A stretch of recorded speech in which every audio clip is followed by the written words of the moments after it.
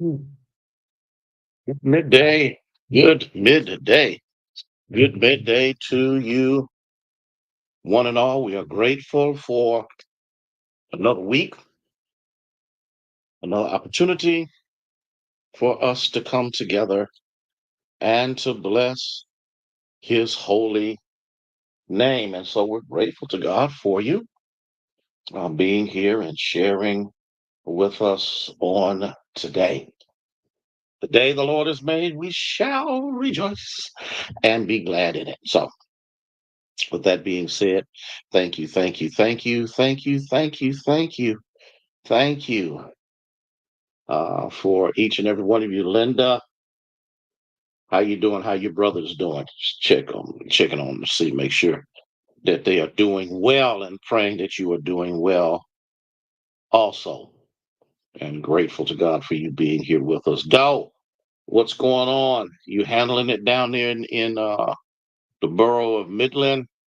Good midday to you, Minister Sarah Jenkins. Wendy, how are you? How you feeling? How you coming along? Praying that you had a good weekend in spite of that one day. Kathy, how are you? I'm glad you mentioned that water thing. Been kind of a busy day, but let me see.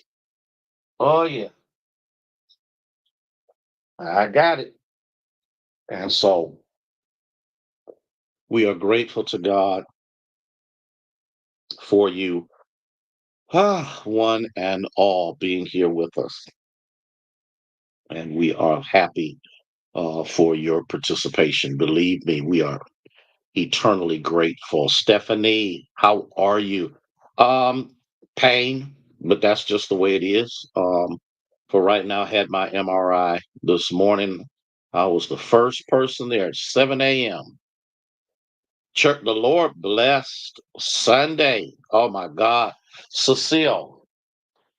Kathy, what am I going to do with you? Yes, ma'am, I'm doing it. I'm doing. Matter of fact, I'm actually out of water, so I'm going to be going to Sam's Club in just a little bit, so I can pick up water for myself and water for tonight, as we will have our political forum at 6 p.m. Cora, Lynn, Christy, bless your hearts for being here with us. Lynn, you staying out of trouble, okay? Um, and so we're just glad. We're just glad the Lord is just mighty and powerful.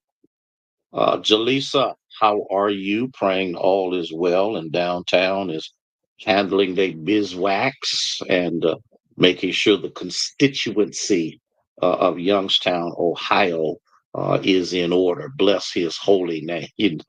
I couldn't help it. I couldn't help it. Just some got a hold of me, and you know how it is every now and then. Elder Pamela, how are you? Carolyn, how are you? How you feeling? I got to check up on you, make sure you're doing all right.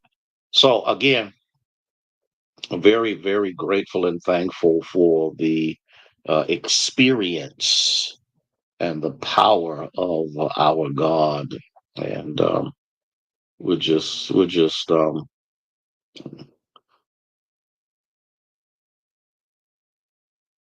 Am I staying out of trouble? No, no, no. Every time you turn around, okay, I'm in good trouble. Valerie, tell Dad we said hello. Lavonda, Daryl, okay. And so, with that being said, we are grateful. Here, I got to get started. I just happened to look down at the time.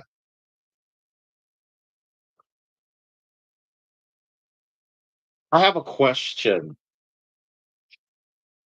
and this might be real interesting. Okay, I mean, real interesting. Um, Good. I'm glad your dad is. Do you know how to make a decision? Uh-oh. Uh-oh. Uh-oh. Uh-oh. Do you really know how to make a decision. And then when a decision is made, do you know how to implement it? Chaplain Hearns, bless you, dear, for being here. Do you know how to make a decision? And then once a decision is made, do you know how to implement it? One thing that I've learned about people, and this is no shade on anybody, so please don't nobody take none of this personal. It's just a part of the dynamic of the lesson.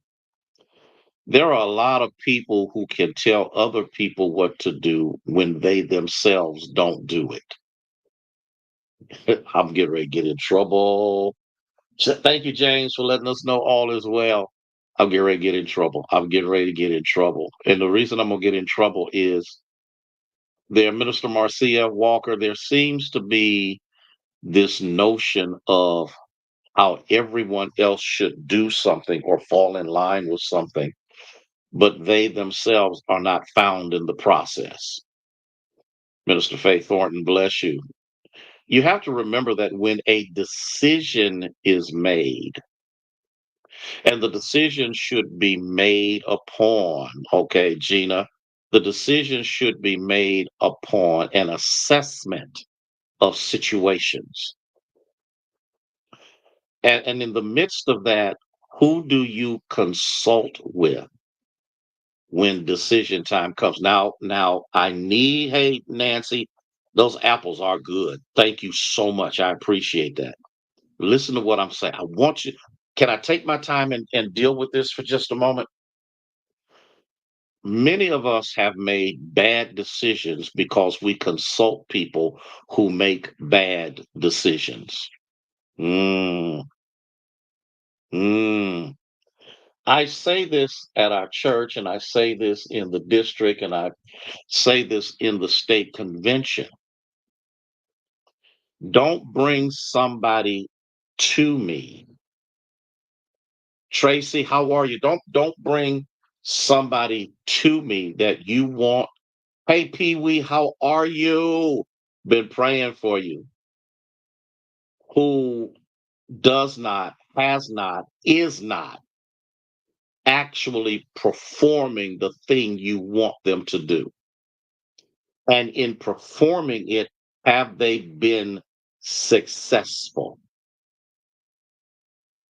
I refuse to bring somebody to 528 who is yet still operating in theory. Because, hey, Deborah, how are you?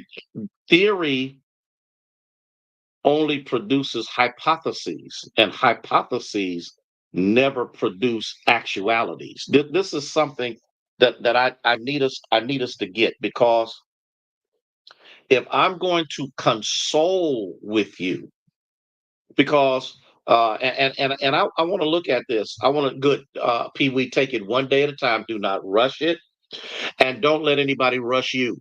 You go through this process so that God can bring you through victory. Maybe I just need to read the passage, and maybe this might help you out a little bit. Proverbs 19:21. Proverbs 19:21. Carolyn Richardson, how are you? Thank you so much for being here. Listen to what the writer says. Many plans are in a man's heart, but the counsel of the Lord will stand. Mm. Think about this. Everybody got, I had plans for today, and most of them got changed. Many other plans in a man's heart. Sharon Bryant, dear, how are you? Can I, Ann Saunders, can I, how many times have you said, I'm going to do this today? I'm not even talking about weeks, but I'm talking about, I'm going to do this today. I'm going to accomplish this today. I'm going to do this today. I'm going to provide this today. I'm going to make sure this gets done today. And the next thing you know, when the day is over, you ain't did half of what you said you're going to do, only because you heard, hey, Herma, how are you? Only because Brenda, good to have you. Only because You have not done an accessibility study. Here we go. Yeah, I'm getting technical. I'm getting technical. Um, and when you have not, the Bible tells us that you need to count up the cost, and the reason that you need to count up the cost is many times we might venture into something or do something. I'm gonna tell you a story. I had every intention of having this family life center built here at Union. Every intention was getting all of the plans together, was getting everything together, was getting the builder and the financing and everything lined up for it. And the Lord said no. Now, that's the second time the Lord done told me no on a project. I'll tell you about another one if I remember it on tomorrow. And the Lord said no. He gave no explanations. He did not sit down and have a conversation with me. He said to me, no.